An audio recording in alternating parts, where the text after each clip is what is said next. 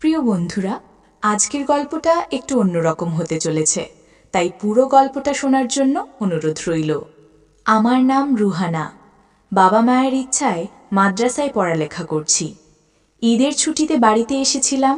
ঈদের ৩ দিন পর রাত ১১টার সময় আমাদের বাড়ির পাশে শিউলি চাচি মারা যান। আমি খুব সুন্দরভাবে কোরআন শরীফ পড়তে পারতাম। এই কারণে তার বাড়ির লোকেরা আমাকে অনুরোধ করে যেন আমি চাচির লাশের কাছে বসে কোরআন খতম করি। আমি আমার বাবা মা সকলের সাথে চাচির বাড়িতে চলে আসি। আমি শিউলি চাচির লাশের মাথার কাছে বসে কোরআন খতম করছিলাম। বাড়ি ভর্তি মানুষ ছিল, সকলে কান্নাকাটি করছিল। ফজরের নামাজ পড়ে দাফন দেয়া হবে। আমার সাথে আরও ২ মেয়ে কোরআন শরীফ পড়ছিল। রাত তখন ৩টে বেজে যায়। তখন আমার এক পলকের জন্য মনে হলো শিউলি চাচির লাশটা নড়াচড়া করছে। আমি যখন ভালো করে লক্ষ্য করি আসলে কি লাশটা নড়াচড়া করছে কিনা, তখন আমি দেখি না, সব কিছু ঠিকঠাক আছে। আমি ভাবলাম হয়তো আমার ঘুম চোখে, তাই এমনটা হচ্ছে। আমি আবারও কোরআন তেলাওয়াত করতে শুরু করি। তখন আমি দেখি শিউলি চাচির লাশটা চোখটা নিজের থেকেই খুলে গেল। কিন্তু এতক্ষণ তো ২টো চোখ বন্ধ করা ছিল। গোসল করানোর পর থেকে চোখ ২টো বন্ধই ছিল। আমি ভয় পেয়ে সাথে সাথে সেখান থেকে উঠে দাঁড়াই আর একটা চিৎকার দিই। আমার চিৎকার শুনে সবাই আমার কাছে চলে আসে জানতে কি হয়েছে।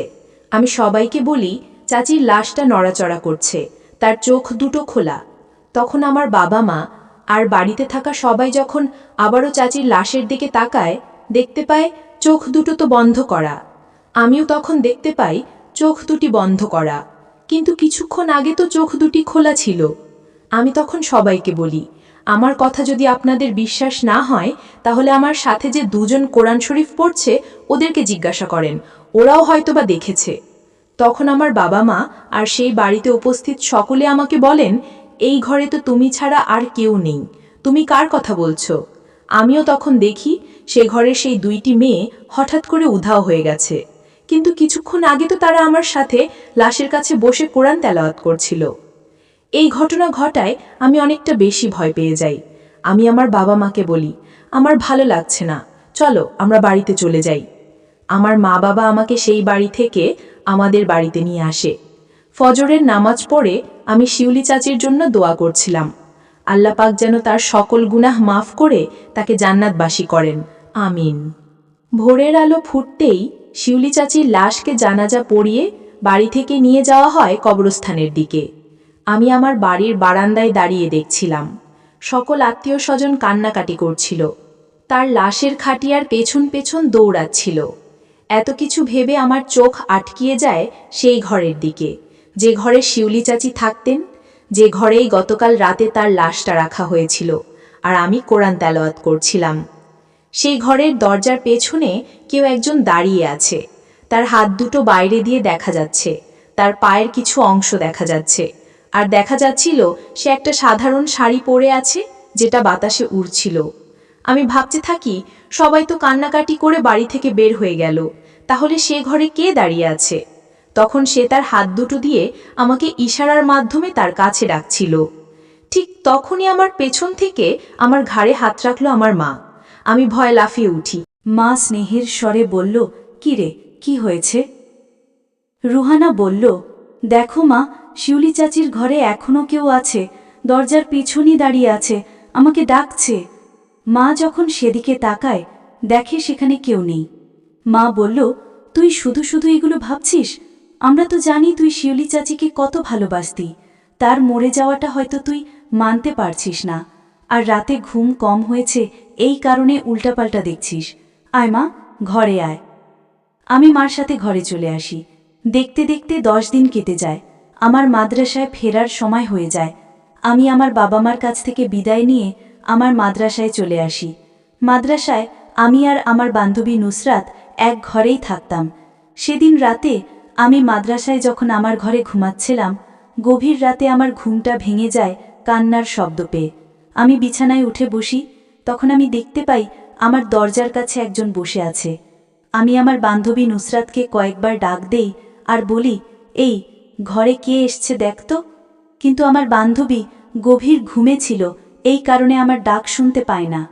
জানলা দিয়ে হালকা আলোতে আমি দেখেছিলাম একটা মহিলা সাদা কাপড় পরে আমার দরজার কাছে বসে কিছু একটা খাচ্ছে। আমি ভয়ে ভয়ে কয়েকবার সেই মহিলাটাকে ডাকি, এই কে আপনি, আমাদের ঘরে এলেন কি করে? কয়েকবার ডাকার পর সেই মহিলাটা আমার দিকে ঘুরে তাকায়। আমি দেখতে পাই এটা তো শিউলি চাচি। তার মুখে সম্ভবত মুরগির নাড়ি ভুড়ি। সে এগুলো কেন খাচ্ছিল? আমি ভয়ে আতঙ্কিত, এটা কি করে সম্ভব? আপনি তো মারা গেছেন চাচি, আপনি কিভাবে আবার ফিরে এলেন? শিউলি চাচি বলল, আমার না কবরে একটা ভালো লাগছিল না। তোর সাথে তো আমার খুব ভালো সম্পর্ক ছিল, আমি তো তোকে অনেক ভালোবাসি, তাই না? তাই তোকে নিতে এসেছি। যাবি আমার সাথে? চল না যাই। এটা বলে শিউলি চাচি উঠে দাঁড়ায় আর আমার দিকে এগিয়ে আসতে শুরু করে। আমি একটা চিৎকার দিয়ে আমার বিছানায় অজ্ঞান হয়ে পড়ে যাই। আমি যখন চোখ খুলি, আমি দেখতে পাই আমার পাশে আমার বান্ধবী নুসরাত, আমাদের টিচার সকলে দাঁড়িয়ে আছে। সবাই আমার কাছে জানতে চাচ্ছে, কি হয়েছিল তোমার রুহানা? তুমি রাতে অজ্ঞান হয়ে দরজার কাছে পড়েছিলে কেন? আমি সবাইকে বলি যা দেখেছি, কিন্তু কেউ আমার কথা মানতে রাজি হয় না। সবাই বলে যে একবার যে মারা গেছে সে কি করে আবার ফিরে আসতে পারে? হয়তো তুমি চোখের ভুল দেখেছ। আমাদের প্রধান শিক্ষক আমাকে ঝাড়ফুঁক করে দেন আর বলেন সব কিছু ঠিক হয়ে যাবে। এভাবে আরও 2টি সপ্তাহ পার হয়ে যায়। এর মধ্যে আমি আর শিউলি চাচিকে আশেপাশে দেখিনি। একদিন রাতে আমি একটা স্বপ্ন দেখি। স্বপ্নের মাঝে আমি দেখছিলাম শিউলি চাচি ঘরে বসে আছে আর তার পেছনে দাঁড়িয়ে আছে অনেক লম্বা একজন লোক, যার চোখগুলো দিয়ে যেন আগুন বেরোচ্ছিল। একটা ভয়ঙ্কর রাগ ছিল তার মুখে। শিউলি চাচিকে হঠাৎ করে সেই লোকটা পেছন থেকে গলা চেপে ধরে আর একটা ছোট্ট চাকু কোমর থেকে বের করে। সে চাকু দিয়ে শিউলি চাচির গলাটা আস্তে আস্তে কাটতে শুরু করে। শিউলি চাচি মৃত্যু যন্ত্রণায় কষ্ট পাচ্ছিল আর সেই লোকটা জোরে জোরে হাসছিল। শিউলি চাচির গলা দিয়ে রক্ত বের হতে হতে সে সেখানেই মারা গেল। শিউলি চাচির দেহটা মাটিতে পড়ে গেল। এরপর সে ভয়ঙ্কর দেখতে লোকটা আমার স্বপ্নের মাঝে আমাকে বলতে শুরু করলো, একজনকে তো মেরে ফেলেছি, এখন তোকে মারলে আমার সন্তানের মৃত্যুর বদলা আমি নিতে পারবো। অপেক্ষায় থাক, তোর মৃত্যু খুব দ্রুতই আসবে, এভাবে তোকেও মরতে হবে। আমার স্বপ্নটা ভেঙে যায়। আমি এটাকে একটা স্বপ্ন হিসেবেই নিই। কিন্তু ঠিক তখনই আমি দেখতে পাই আমার বিছানার পাশে একটা রক্তে ভেজানো চাকু। চাকুটা দেখে আমি বুঝতে পারি স্বপ্নের মাঝে এই চাকু দিয়েই তো শিউলি চাচিকে হত্যা করা হয়েছে। আমি জোরে একটা চিৎকার দিই। আমার চিৎকারের শব্দ শুনে আমার পাশে থাকা আমার বান্ধবী নুসরাত জেগে ওঠে আর আমাকে বলে, কি হয়েছে তোর রুহানা? আমি ভয়ে ভয়ে তাকে জড়িয়ে ধরে বলি, দেখ ওখানে একটা চাকু রাখা, রক্তে ভেজানো। আমার বান্ধবী নুসরাত ঘরের বাতিটা জ্বালিয়ে দেয় আর আমাকে বলে, কই, ওখানে তো কিছু নেই। আমিও তখন দেখি আমার বিছানায় কোনো চাকুও রাখা নেই, কিন্তু কিছুক্ষণ আগেই তো আমি দেখলাম খুব স্পষ্টভাবে। কি হচ্ছে আমার সাথে আমি কিছুই বুঝতে পারছি না। এভাবে আরও 3 দিন কেটে যায়। একদিন রাত 10টার সময় আমি ঘরে বসে পড়ছিলাম। হঠাৎ করে আমার বান্ধবী নুসরাত আমাকে এসে বলল, জানিস আজকে না 100 বছর পর একটা খুব অদ্ভুত চাঁদের দেখা পাওয়া যাবে, গ্রেট মুন, আয় না দেখতে যাই। আমি বললাম, তুই পাগল হয়েছিস? এখন রাত 10টা বেজে গেছে, সবাই তো ঘরে চলে গেছে, টিচার যদি জেনে যায় তাহলে অনেক রাগারাগি করবে। নুসরাত বলল, কিছু হবে না, চল না যাই। এই চাঁদটা দেখতে নাকি অনেক সুন্দর, গত 100 বছর পর দেখা দিল, না দেখলে যে রাতে ঘুমই হবে না, প্লিজ চল। আমি বললাম, ঠিক আছে চল, কিন্তু টিচার যদি দেখতে পায় তাহলে আজকে আমাদের খবর আছে। নুসরাত বলল, কিছু হবে না, আয় তো। নুসরাত আমাকে নিয়ে ঘরের বাইরে চলে আসে আর লুকিয়ে লুকিয়ে আমরা আমাদের ছাদে চলে আসি। ছাদে আসার পর দেখি চারিপাশ অন্ধকার আর আকাশে কোনো চাঁদও ওঠেনি। আমি বললাম, কি রে, কোথায় তোর গ্রেট মুন? আকাশে তো কোনো চাঁদই ওঠেনি। আমি পিছনে ঘুরে দেখি ছাদে আমি একাই দাঁড়িয়ে আছি, নুসরাত কোথাও নেই। আমি ভয় পেতে শুরু করি। আমি যখন ছাদ থেকে নেমে যাব ঠিক তখনই দেখি ছাদের দরজা বাইরে থেকে লাগানো। আমি বারবার দরজায় টোকা দিতে শুরু করি আর বলি, নুসরাত বাইরে থেকে দরজাটা খোল, আমি ভয় পাচ্ছি, মজা করা বন্ধ কর। তখন আমার পিছন থেকে ছাদের একটি অন্ধকার অংশ থেকে কেউ একজন ভয়ঙ্কর মোটা কণ্ঠে বলে উঠল, মজা তো তুই আর শিউলি করেছিস আমার বাচ্চা ছেলের সাথে। এই মজার ফলে সে মারা গেছে। আমি আমার ছেলের মৃত্যুর বদলা নিতে চাই, প্রতিশোধ। আমি তখন দেখতে পাই সেই অন্ধকার অংশ থেকে একটা শরীর বের হয়ে এলো, যেই শরীরের মাথা ছিল না। শরীরটা দেখে আমার বুঝতে বাকি রইল না এটা হচ্ছে শিউলি চাচার মাথাবিহীন শরীর। সে আমার দিকে এগিয়ে আসছে, তার হাতে সেই রক্তে ভেজানো চাকুটা। আমি ভয় পেয়ে পিছনে আস্তে আস্তে একটা ছাদের একটি ভাঙা অংশে এসে দাঁড়াই, যেখানে কোনো দেয়াল ছিল না। আর একটু পিছনে আসতে আমি এখান থেকে পড়ে যাব। আমি সিদ্ধান্ত নেই আমি ছাদ থেকে লাফ দেব, তাহলে হয়তো আমার মৃত্যুটা সহজ হবে। কারণ এই খারাপ জিনিসটা যদি আমাকে ধরতে পারে, তাহলে আমার গলাটা কেটে আমাকে হত্যা করবে। এত ভয়ঙ্কর মৃত্যু আমি চাই না। আমি যখন ছাদ থেকে লাফ দিতে যাব, ঠিক তখনই আমার হাতটা কেউ একজন ধরে ফেলে। আমি তো ভেবেছিলাম সেই খারাপ জিনিসটাই ধরেছে আমার হাত দুটি। এখন এই ভয়ঙ্কর মৃত্যুর হাত থেকে আমাকে আর কেউ বাঁচাতে পারবে না। আমি যখন ভয়ে ভয়ে পিছনে ঘুরে তাকাই, আমি দেখি আমার হাত দুটি ধরে আছে একজন পুরুষ, যার পরনে সাদা রঙের একটা অদ্ভুত পোশাক। তার মুখটা দেখা যাচ্ছে না। সে আমার হাত দুটি ধরে আমাকে উপর নিয়ে আসে আর আমাকে বলে, যাও, ঘরে চলে যাও। আমি দেখতে পাই ছাদের দরজাটা এখন খোলা অবস্থায় আছে। আমি এক দৌড়ে ছাদ থেকে নিচে নেমে আসি আর আমার ঘরে চলে আসি। ঘরে এসে দেখি আমার বান্ধবী নুসরাত পড়াশোনা করছে। আমি বললাম, কিরে, তুই আমাকে ছাদে বন্ধ করে চলে এলি কেন? নুসরাত বলল, কি বলিস এসব আবোল তাবোল, আমি তো জানি না যে তুই ছাদে গিয়েছিস। বান্ধবী আমাকে খাটে নিয়ে বসায় আর আমাকে শান্ত করে আমার কাছে জানতে চায় কি হয়েছে। আমি তখন নুসরাতকে সবকিছু খুলে বলি। নুসরাত বলল, আমি তো ওয়াশরুমে ছিলাম, আমি কখন তোকে ছাদে নিয়ে গেলাম? বিশ্বাস কর, আমি সেটা ছিলাম না। আমার মনে অনেক প্রশ্ন ছিল। নুসরাত রূপে কে আমাকে ছাদে নিয়ে গেল? সেই ভয়ঙ্কর অলৌকিক জিনিসটা কেন আমাকে মারতে চায়? আর সেই পুরুষটা আমাকে বাঁচালো, সেই বা কে ছিল? পরের দিন সকালে আমি আমাদের মাদ্রাসার প্রধান শিক্ষক নুসাইফা ম্যাডামের কাছে গিয়ে সবকিছু খুলে বললাম, গতকাল রাতে যা যা ঘটেছে আমার সাথে।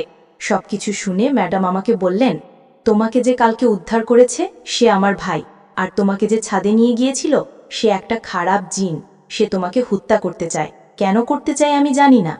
আমি বললাম, কিন্তু আপনার তো কোনো ভাই নেই, আর এটা তো মহিলাদের মাদ্রাসা, সে কেন আমাদের মাদ্রাসায় এত রাতের বেলা একজন ছেলে থাকবে?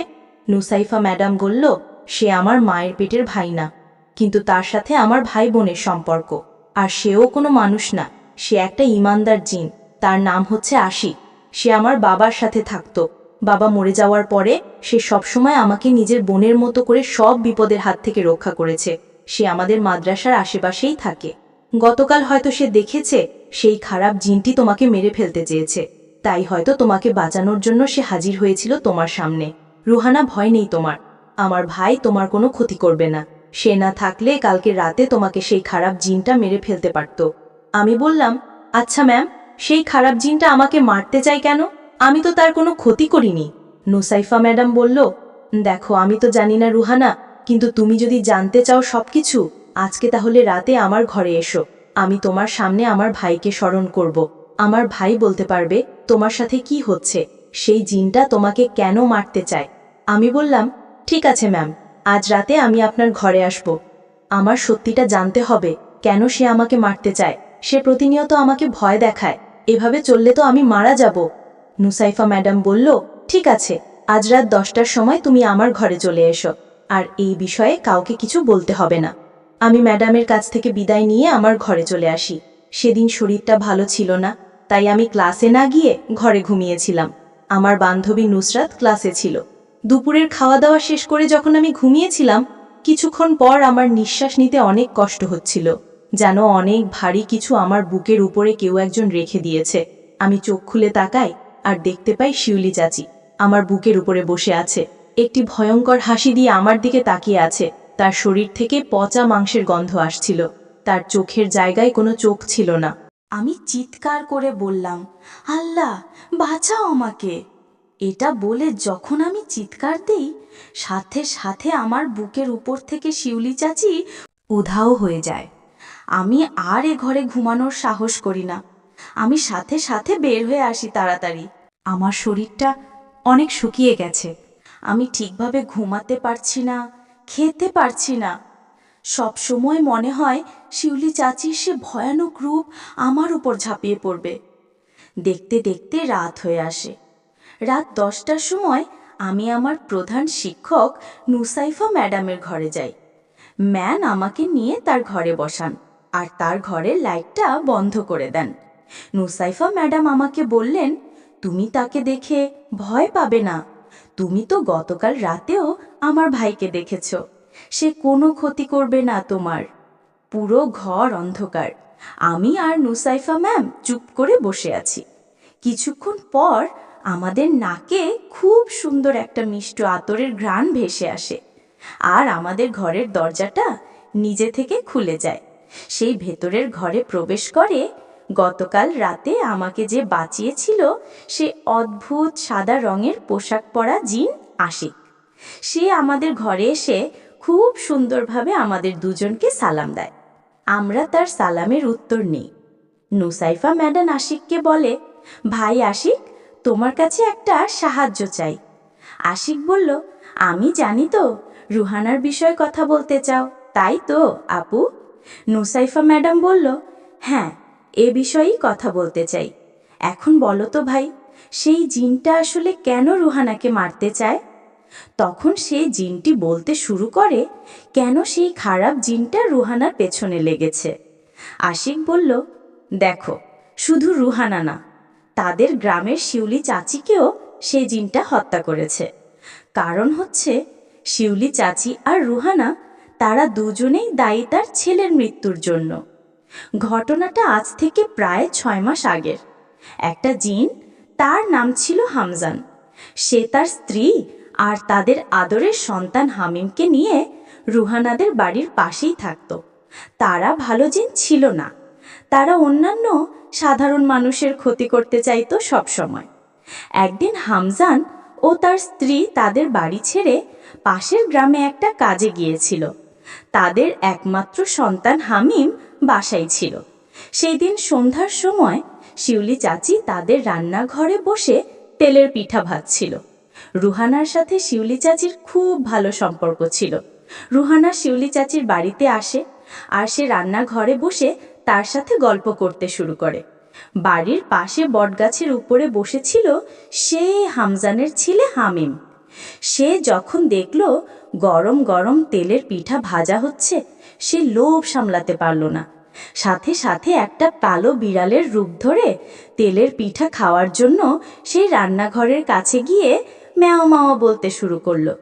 শিউলি চাচির বিড়ালটাকে দেখে অনেক মায়া হয়। সেই দুটি তেলের পিঠা সেই বিড়ালটাকে খেতে দেয়। কিন্তু সেই জিনের সন্তানও ছিল তার বাবার মতোই খারাপ। তাই সে দুটো পিঠা খেয়ে আরও খেতে চাইতে শুরু করে। কিন্তু অল্প কিছু পিঠা চাচি বানিয়েছিলেন, তাই সে বিড়ালটাকে আর কোনো পিঠা দেন না। সেই বিড়াল রূপে জিনের সন্তান তখন সকল পিঠার উপর ঝাঁপিয়ে পড়ে। শিউলি চাচি যখন দেখেন সকল পিঠাগুলো সেই বিড়ালটা নষ্ট করে ফেলেছে, এটা দেখে সে অনেক রাগ হয়। পাশে থাকা একটা লোহার পাইপ দিয়ে শিউলি চাচি সেই বিড়ালটাকে অনেক জোরে একটা আঘাত করেন। কিন্তু শিউলি চাচি বুঝতে পারেননি সেই আঘাতের ফলে সেই বিড়ালটা সেখানেই মারা যাবে।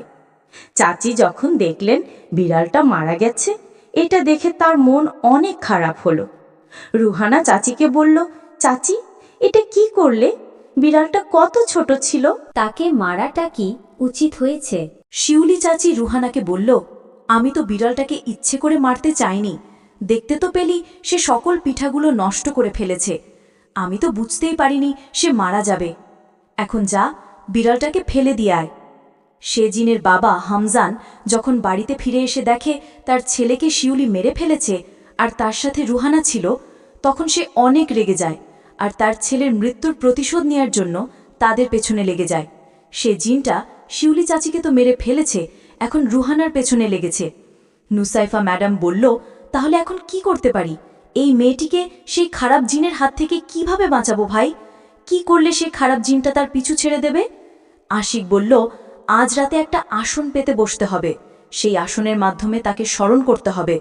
যখন হামজান জিন হাজির হবে তখন রুহানা তোমাকে তার কাছে ক্ষমা চাইতে হবে। দেখো সে তোমাকে মাফ করে কিনা। নুসাইফা ম্যাডাম বলল, আর যদি হামজান জিন তাকে মাফ না করে তখন কি হবে ভাই? আশিক বলল, তাহলে তার কিছুই করার নেই, তাকে আটকাতে হলে তার সাথে যুদ্ধ করতে হবে। কিন্তু আপু, তুই তো জানিস আমি কখনো কারোর সাথে যুদ্ধ করিনি। আমি কারোর প্রাণ নিতে পারবো না। হ্যাঁ, আমি তার থেকে শক্তিশালী, কিন্তু আমি তার সাথে যুদ্ধ করতে চাচ্ছি না। সেদিন রাতেই আমরা নুসাইফা ম্যাডামের ঘরে একটা আসন পেতে বসি। হামজান জিনকে স্মরণ করে আমাদের কাছে আনতে হবে, তার কাছে মাফ চাইতে হবে আমাকে। আসন পেতে আমরা তিনজন বসে পড়লাম। একে অপরের হাত ধরতে হবে। আশিক তখন তার সাদা অদ্ভুত পোশাকের ভেতর থেকে তার দুটা হাত এদিকে বাড়িয়ে দিল। একটি হাত নুসাইফা ম্যাডাম ধরে ফেললেন, আরেকটি হাত যখন আমি ধরতে যাব, আমি দেখি হাত দুটো অনেক সুন্দর। এত সুন্দর হাত আমি এর আগে কখনো দেখিনি। এত সুন্দর কোনো পুরুষ হতে পারে?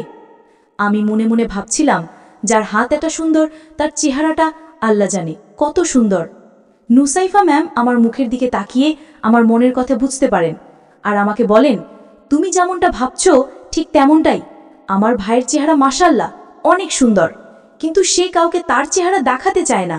সে খুবই লাজুক একটা ছেলে। রুহানা, তুমি যদি একবার আমার ভাইকে দেখো তাহলে তুমি তার প্রেমে পড়ে যাবে। তুমি ভাববেও না সে একটা জিন। তুমি ভাববে যে তাকে ছাড়া তুমি বাঁচতে পারবে না। নুসাইফা ম্যামার কথা শুনে আমি কিছুটা লজ্জা পাই। মাথাটা নিচু করে অন্যদিকে তাকিয়ে আশিকের হাত ধরে ফেলি। আশিক তখন এক নাগারে কিছু একটা বলছিলেন। তার কণ্ঠটা এত সুন্দর ছিল যে আমি বলে বোঝাতে পারবো না। বেশ কিছুক্ষণ পর আমাদের ঘরের দরজাটা আবারও নিজে থেকে খুলে যায়, আর সেই ঘরে প্রবেশ করে মাথাবিহীন শিউলি চাচির সে দেহটা। আমি খুব ভয় পাচ্ছিলাম। তখনই আশিক জিন সে দেহটার দিকে তাকায় আর বলে, দেখো, তোমাকে আমি অনুরোধ করছি, তুমি তোমার আসল রূপে ফিরে আসো। তোমার সাথে আমরা কথা বলতে চাই। তখন সে তার আসল রূপে ফিরে এসে এখন আমাদের সামনে দাঁড়িয়ে আছে হামজান জিন। আমি যে স্বপ্নে দেখেছিলাম, যে লোকটা শিউলি চাচির গলাকা কেটে দিয়েছিল, সে লোকটা দাঁড়িয়ে আছে। কালো একটা পোশাক পরা, মুখটা দেখতে ভয়ঙ্কর, চোখ দুটি আগুনের মতো ঝকঝক করছে। আমি অনেক ভয় পেয়ে যাই।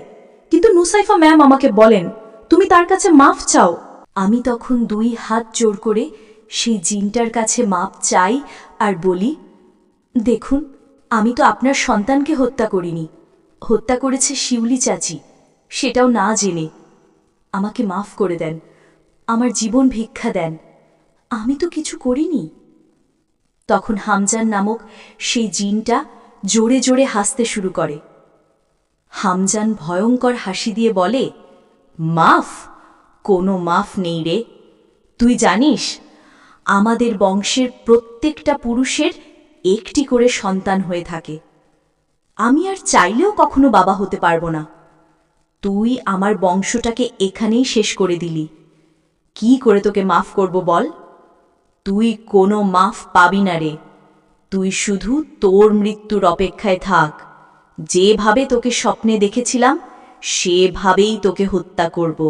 এখন শুধু সময়ের অপেক্ষা। আশিক হামজানকে উদ্দেশ্য করে বলে, দেখো, আমরা তোমার কাছে নত হচ্ছি। এবারে তুমি ভেবো নিও না যে আমরা দুর্বল। তোমার কাছে রুহানা মাফ চাচ্ছে।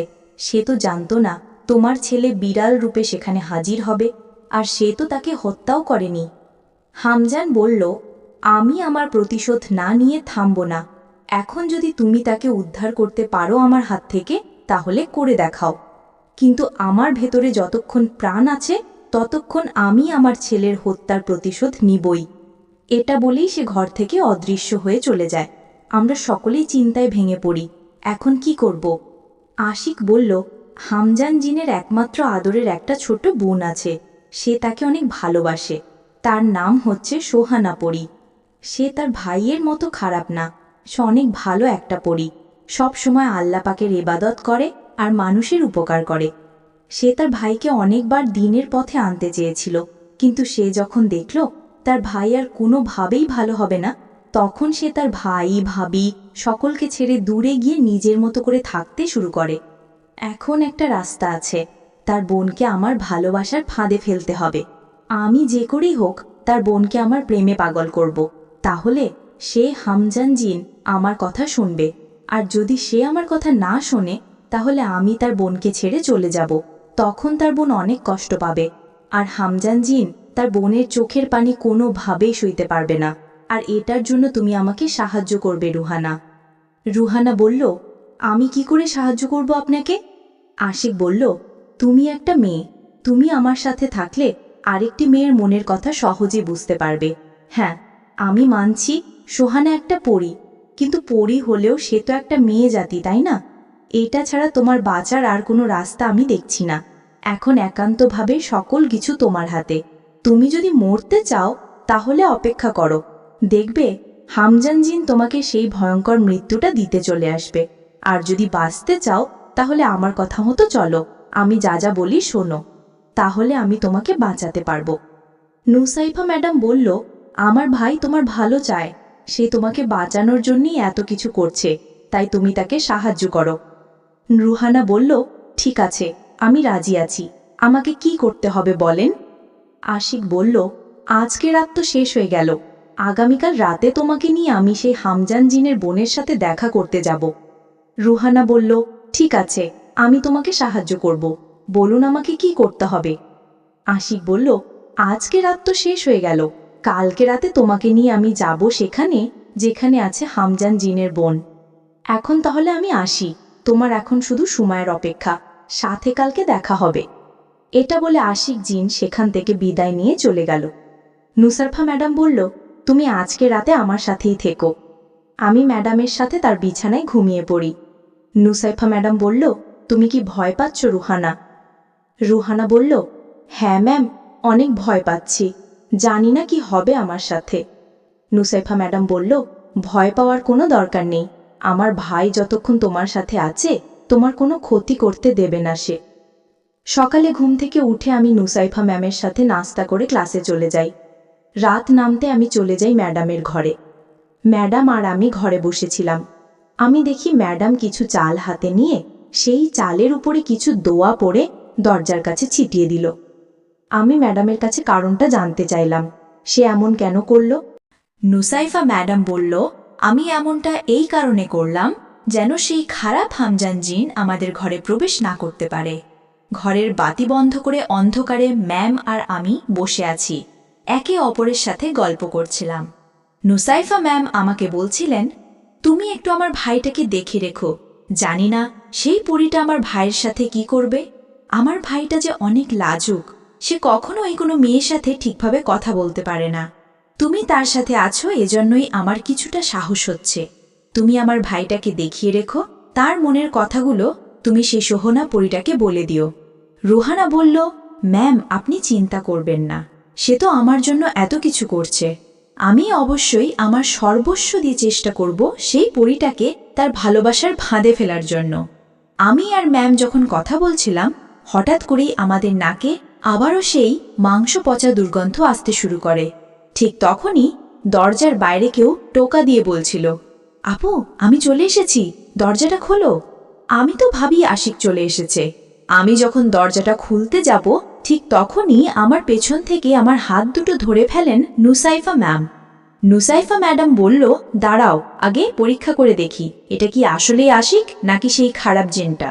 ম্যাম তখন ঘরের ভেতর থেকে বলে, আশিক অদৃশ্য হয়ে চলে আয়, আমি ভেতরে আছি। ঠিক তখনই সবকিছু চুপচাপ হয়ে যায়, বাইরে থেকে আর কোনো শব্দ আমরা পাচ্ছিলাম না। রুহানা বলল, ম্যাম কি হলো, সে ভেতরে আসছে না কেন? নুসাইফা ম্যাডাম বলল, এখনো বুঝতে পারছো না কি হলো? ও আশিক না, ওটা হচ্ছে হামজান। সে ঘরের ভেতরে প্রবেশ করতে পারছে না, কারণ দরজার কাছে তো আমি সূরা পড়ে চাল ছিটিয়ে রেখেছি। সে যদি আসলেই আশিক হতো তাহলে সে ভেতরে প্রবেশ করতে পারত। ঠিক তখনই দরজার ওপর থেকে একটা ভয়ঙ্কর হাসির শব্দ আমরা শুনতে পাই। হামজান হাসতে হাসতে বলল, তোদের মাথায় অনেক বুদ্ধি, কিন্তু কতদিন এই মেয়েটিকে তুই আর তোর ভাই বাঁচিয়ে রাখবি আমার হাত থেকে? ওকে মরতেই হবে একদিন। এটা বলে হামজান জিন সেখান থেকে অদৃশ্য হয়ে যায়। তারপর 2 ঘন্টা পর্যন্ত আমি আর ম্যাম জেগেছিলাম। হঠাৎ করে আমাদের নাকে খুব সুন্দর একটা মিষ্ট আতরের ঘ্রাণ ভেসে আসে, আর দেখতে দেখতেই ঘরে প্রবেশ করে আশিক। নুসাইফা ম্যাডাম বলল, কিছুক্ষণ আগে হামজান এসেছিল আবারও রুহানাকে মারার জন্য, কিন্তু আমি তাকে অনেক কষ্ট করে আটকিয়েছি। আশিক বলল, আপু খুব দ্রুতই আমাদের কাজটা শেষ করতে হবে, নয়তো যতদিন যাবে ততদিন সেই হামজান প্রতিশোধের জন্য পাগল হয়ে উঠবে। চলো রুহানা, এখন আমাদের রওনা হতে হবে। আমি আশিকের সাথে বাড়ি থেকে বেরিয়ে যাই। সে আমাকে নিয়ে ঢাকা শহরের কোলাহল ছিল এমন এক গ্রামে সাইডে প্রবেশ করে, যেখানে তেমন একটা বাড়িঘর ছিল না, তবে অনেক বড় একটা পুকুর ছিল। রুহানা বলল, আমরা এখানে কেন এলাম? আশিক বলল, আর কিছুক্ষণ পর এখানেই সেই সুহানা পরী গোসল করতে আসবে। সে প্রতি রাতেই পুকুরে গোসল করে। আজকে সে যখন এখানে গোসল করতে আসবে, সে দেখবে আমি পুকুর পাড়ে গোসল করছি। আমার বিশ্বাস, আমাকে গোসল করতে দেখে সে লুকিয়ে লুকিয়ে আমার গোসল করা দেখবে, কারণ আমি দেখতে মোটামুটি সুন্দর আছি। সে যখন আমাকে লুকিয়ে লুকিয়ে দেখতে থাকবে, ঠিক তখনই তুমি তার পেছন থেকে তার কাঁধে হাত রাখবে আর বলবে, আমি ওই জিনটাকে চিনি। তখন সোহানা পরী তোমার কাছে জানতে চাইবে, কে ওই সুদর্শন জিন, আর তুমি এখানে কি করছো? তখন তুমি তার কাছে সব কিছু খুলে বলবে, তার ভাই কিভাবে তোমাকে মারার জন্য তোমার পিছু লেগেছে। কথা মতো আশিক পুকুর ঘাটে নেমে পড়ল আর আমাকে বলল, আমি যেন গাছের আড়ালে লুকিয়ে পড়ি। আশিক পুকুর ঘাটে নেমে তার এই অদ্ভুত সাদা পোশাক খুলে ফেলে। সে এখন একটা সাদা রঙের প্যান্ট পরে আছে। আমি প্রথম আশিকের মুখটা দেখলাম। সে দেখতে এত সুন্দর ছিল যে মনে হচ্ছিল তার শরীর থেকে নূরের আলো বেরোচ্ছে। তার মুখটা ছিল অসম্ভব মায়াবী। একবার দেখেই আমি তার সাথে প্রেমে পড়ে যাই। আমি অপরূপ দৃষ্টিতে তার দিকে তাকিয়েছিলাম। এত সুন্দর কেউ হতে পারে? ইচ্ছা করছিল এখনই তাকে জড়িয়ে ধরে বলি যে আমি তাকে দেখার সাথে সাথে তার প্রেমে পড়ে গেছি, কিন্তু এখন তার কোনো উপায় নেই।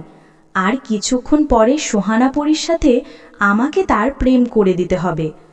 কথাটা ভাবতে যতটা আনন্দ হচ্ছিল আমার, তার থেকে বেশি মনটা খারাপ হয়ে গেল। তখন আমি দেখতে পাই আকাশ থেকে কিছু একটা উড়তে উড়তে সেই পুকুরের দিকে আসছে। আমি গাছের আড়ালে ভালো করে লুকিয়ে পড়ি, যেন আমাকে সে দেখতে না পায়। আমি দেখি আকাশ থেকে উড়তে উড়তে নেমে এলো একটা মেয়ে, যার পেছন দিয়ে পাখির মতো দুটি রানা। আমি বুঝতে পারলাম এটা হচ্ছে সোহানা পরী। সোহানা পরী খুব সুন্দর একটা নীল রঙের পোশাক পরে আছে। দেখতে মোটামুটি সুন্দর, কিন্তু আমার মতো না। সোহানা পরীর নজর যখন পড়ল আশিক জিনের উপর, সবিস্ময় দৃষ্টিতে তার দিকে তাকিয়ে রইল। সে হয়তো প্রথম দেখাতেই আশিকের প্রেমে পড়ে গেছে। আশিক যখন আশেপাশে দেখার একটা নাটক করল, সাথে সাথে সেই সোহানা পরী মোটা একটা গাছের পেছনে গিয়ে লুকিয়ে পড়ল। সোহানা পরী লুকিয়ে লুকিয়ে আশিক জিনের গোসল করা দেখছিল। আমি তখন আস্তে আস্তে তার পেছনে গিয়ে দাঁড়াই আর তার কাঁধে হাত রাখি। সোহানা পরী আমার দিকে ঘুরে তাকায় আর আমাকে ধাক্কা দিয়ে দূরে সরিয়ে দেয়। সে যখন সেখান থেকে পালিয়ে যাবে, তখন আমি তাকে বলি, আপনি ভয় পাবেন না, আমি সে জিনটাকে চিনি। আমরা আপনার কাছে এসেছি সাহায্যের জন্য। আমার মুখে যখন সোহানা পরী শুনল আমি আশিককে চিনি, শান্ত হয়ে গেল আর আমাকে বলল, তুমি সত্যি তাকে চেনো?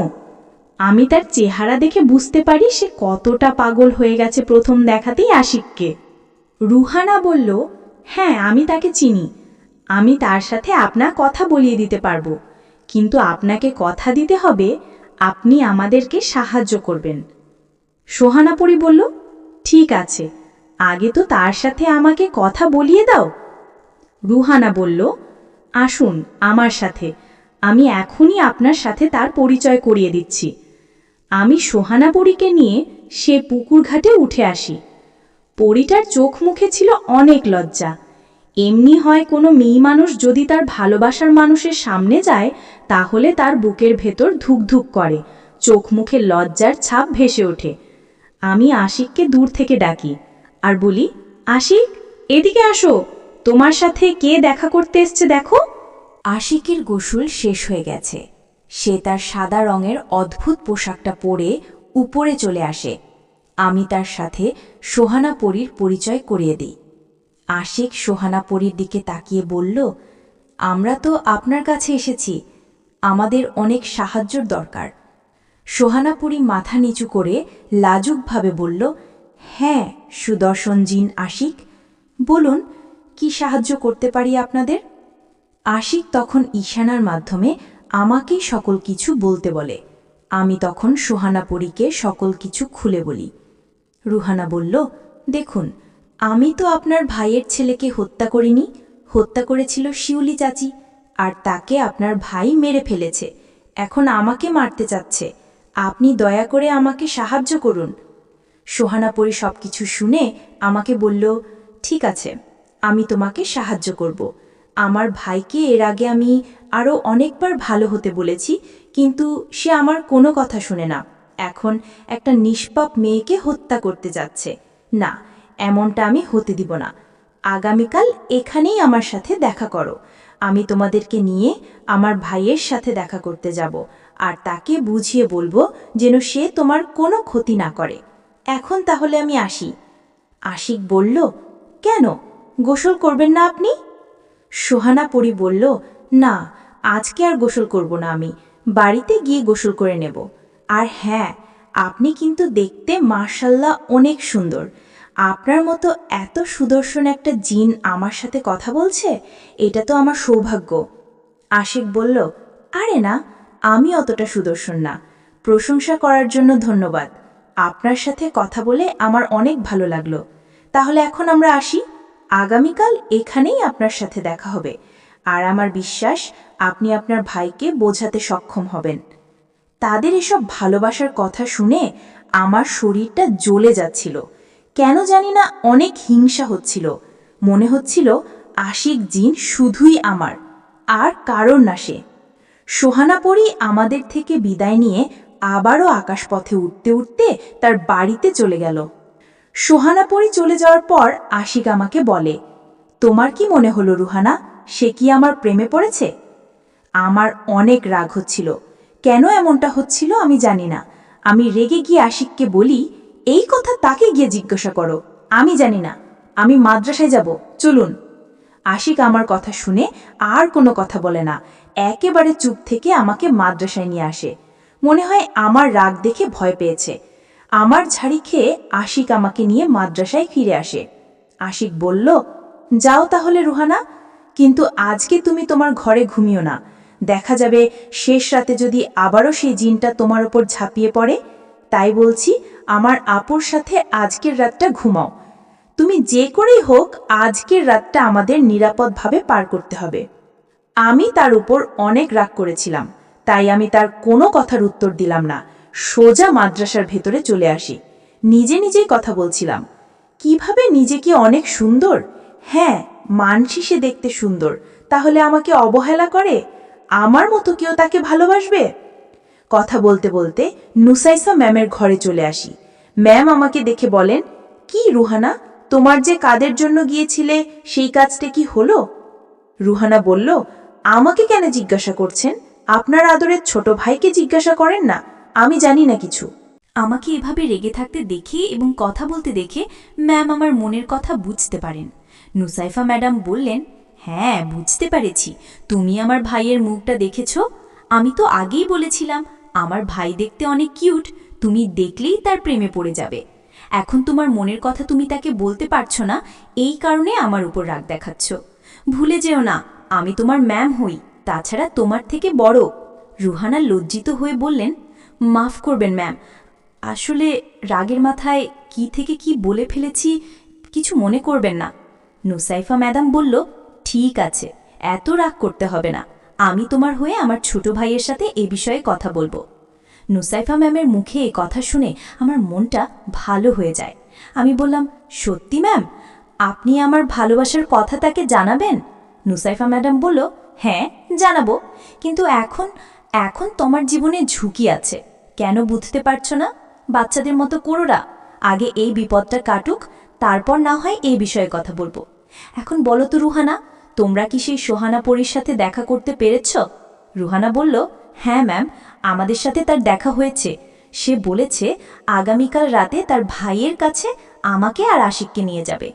তারপর আমার হয়ে সে তার ভাইয়ের কাছে মাফ চাইবে আর অনুরোধ করবে যেন আমার পিছু ছেড়ে দেয় সে। নুসাইফা ম্যাডাম বলল, এটা তো খুব ভালো খবর, ঠিক আছে, এখনই ঘুমিয়ে পড়ি, আগামীকাল রাতে তো আবার তোমাদের বের হতে হবে। আমি আর নুসাইফা ম্যাম ঘুমিয়ে পড়ি। পরের দিন রাতে আমি আর নুসাইফা ম্যাম তার ঘরে অপেক্ষা করছিলাম কখন তার ভাই আসবে। রাত 12টার সময় আশিক আমাদের ঘরে প্রবেশ করে। আশিক বলল, চলো রুহানা, তাহলে এখন বের হই, আজকে রাতে এ সমস্যার একটা সমাধান করেই ফেলব। আমি তখন তার উপর রাগ করেছিলাম। আমি কোনোভাবেই বলতে পারছিলাম না গতকাল রাত সে কীভাবে পরীটার সাথে হেসে হেসে কথা বলছিল। আমার চোখ মুখে রাগ দেখে আশিক তখন বলে, কি হয়েছে রুহানা, গতকাল রাত থেকে দেখছি হঠাৎ করেই তুমি রেগে যাচ্ছ, কি হয়েছে বলো তো? তখন নুসাইফা ম্যাম আশিকের হাত ধরে অন্য একটি ঘরে নিয়ে যায়। হয়তোবা সে সবকিছু বলেছে আমার মনের কথা আশিককে। আশিক সেই ঘর থেকে বের হয়ে এসে আমার কাছে এসে বলে, দেখো বাচ্চাদের মতো কেন এসব পাগলামি করছো, আগে বিপদটা কাটুক, তারপর না হয় আমরা এই বিষয়ে কথা বলবো, এখন প্লিজ আসো না। আমি ভাবে দেখলাম এবারের মতো মাফ করে দেই, বেচারা এভাবে যেহেতু অনুরোধ করছে তার সাথে যাওয়া যাক। আমি আর আশিক বাড়ি থেকে বের হয়ে সেই পুকুর পাড়ে আসি যেখানে সোহানাপুরী আমাদের আজ রাতে অপেক্ষা করতে বলেছে। আমরা এখানে এসে অনেকক্ষণ অপেক্ষা করি। আশিক বলল, সে এখনো কেন আসছে না, সে তো বলেছিল মাঝরাতের ভেতরে চলে আসবে। আমি বললাম, আহা, তার জন্য অনেক চিন্তা হচ্ছে তোমার। আশিক বলল, না চিন্তা হচ্ছে না, এমনিতে তাকে তো এখন আমাদের প্রয়োজন, তাই না? এই বিপদের হাত থেকে বাঁচাতে হলে তাকে তো দরকার। আমি কিছু বলতে যাব, ঠিক তখনই আমি দেখি আকাশ থেকে উড়তে উড়তে নেমে এলো সোহানাপরী আমাদের কাছে। সোহানাপরীর হাতে একটা টিফিন বাটি। আমি বললাম, এই বাটির ভেতরে কি আছে? সোহানাপরী বলল, এটা তোমার জন্য না, এটা হচ্ছে আশিকের জন্য, আমি তার জন্য নিজের হাতে ভালোবেসে মিষ্টি বানিয়ে নিয়ে এসেছি। তার মুখে এসব কথা শুনে আমার যে কি পরিমাণ রাগ হচ্ছিল, মনে হচ্ছিল তার গলাটা টিপে এখানেই মেরে ফেলি। আশিক বলল, সত্যি তুমি আমার জন্য মিষ্টি বানিয়ে এনেছো? তুমি জানো আমি মিষ্টি খেতে কত পছন্দ করি, কই দেখি, দাও তো দাও। আমি মনে মনে বললাম, ওরে আশিক, তুমি কত মিষ্টি খেতে পারো আমি দেখব বিয়ের পর। সোহানাপরী সেই মিষ্টির বাটিটা আশিকের দিকে এগিয়ে দিল। আশিকও সেই মিষ্টিগুলো খুব মজা করে খাচ্ছিল, কিন্তু সে তো জানত না এই মিষ্টি খাওয়ার ফলে কি হতে চলেছে সামনে। মিষ্টি খাওয়ার পর আশিক পুকুরের পানিতে পা ধুয়ে সোহানাপুরীকে বলল, তাহলে চলো এখন যাওয়া যাক সোহানাপুরী। আমি আর আশিক হাঁটা দিলাম তার ভাইয়ের সাথে দেখা করার জন্য। সোহানাপুরী আমাদেরকে নিয়ে হাজির হলো একটা ভাঙা বাড়িতে। বাড়িটা দেখে বোঝা গেল এই বাড়িটা 100 বছর আগের হবে। বাড়িটার আশেপাশে অনেক জংলা গাছ দিয়ে ভরে গেছে, হয়তো এখানে এখন আর কোনো মানুষ আসা যাওয়া করে না। আমরা সেই বাড়ির ভেতরে প্রবেশ করি। দেখতে পাই সেই বাড়ির ভেতরে হামজান নামক জিনটা বসে আছে একটা চেয়ারের ওপরে, তার হাতে একটা ধারালো তরোয়াল। তখন আশিক সোহানাপরীকে বলে, তোমরা ভাই বোন মিলে আমাদের সাথে ছলনা করলে? সোহানাপরী ভীষণ হাসি দিয়ে বলল, তুমি কি করে ভাবতে পারো যে মেয়ের জন্য আমার ভাইয়ের ছেলে মারা গেছে, তাকে বাঁচাতে আমি সাহায্য করব? আশিক বলল, ঠিক আছে, তোমরা যেহেতু যুদ্ধ করতে চাও তাহলে তাই হোক। তখন আশিক তার শক্তি ব্যবহার করে তার হাতেও এক বিশাল তরোয়াল নিয়ে আর এগিয়ে যায় সেই হামজান জিনের দিকে। ঠিক তখনই আশিকের মাথা ঘুরতে শুরু করে, সে মাটিতে পড়ে যায়। এটা দেখে সোহানাপরী হাসতে হাসতে বলে, তুমি যে কিছুক্ষণ আগে মিষ্টি খেলে সেটাতে আমি বিষ মিশিয়ে দিয়েছিলাম, তবে ভয় নেই, তুমি মরবে না। তোমায় আমি মারতে চাই না, কারণ তোমায় আমি ভালোবেসে ফেলেছি, আমি তোমায় বিয়ে করব। আজ মরবে শুধু রুহানা। হামজান ভাই, ওকে মেরে ফেলো, সময় নষ্ট করো না। আমি দেখি সেই ভয়ঙ্কর জিন হামজান এইবার চেয়ার থেকে উঠে দাঁড়ালো আর আমার দিকে এগিয়ে আসতে শুরু করলো।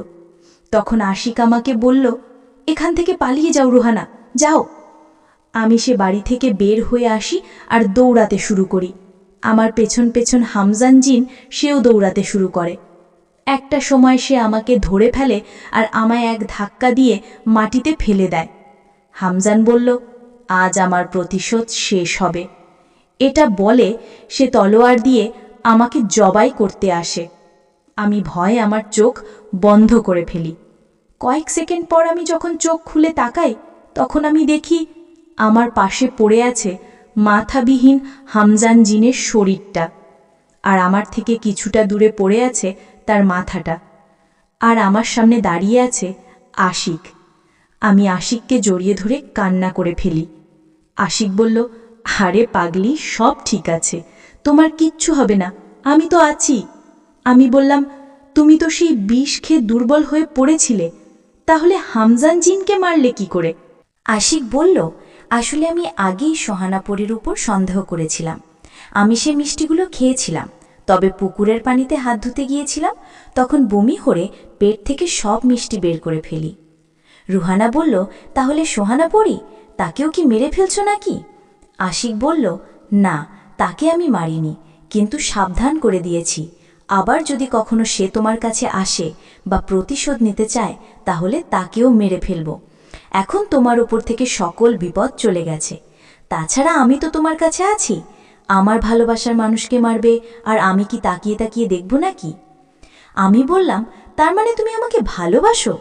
আশিক বলল, হ্যাঁ, তোমার এই কথায় কথায় মিষ্টি রাগ, তোমার এই পাগলামিগুলো আমাকে ভালোবাসতে বাধ্য করেছে। আশিক আমাকে নিয়ে আবারও মাদ্রাসায় ফিরে আসে। আমি আর আশিক সব কিছু নুসাইফা ম্যামকে খুলে বলি, যা যা ঘটেছিল। নুসাইফা ম্যাডাম বলল, তোমার ওপর থেকে বিপদ কেটে গেল, কিন্তু এখন তো তোমরা একে অপরকে ভালোবেসে ফেলেছ, তোমাদের ভালোবাসার রাস্তাটা শুরু হয়ে গেল।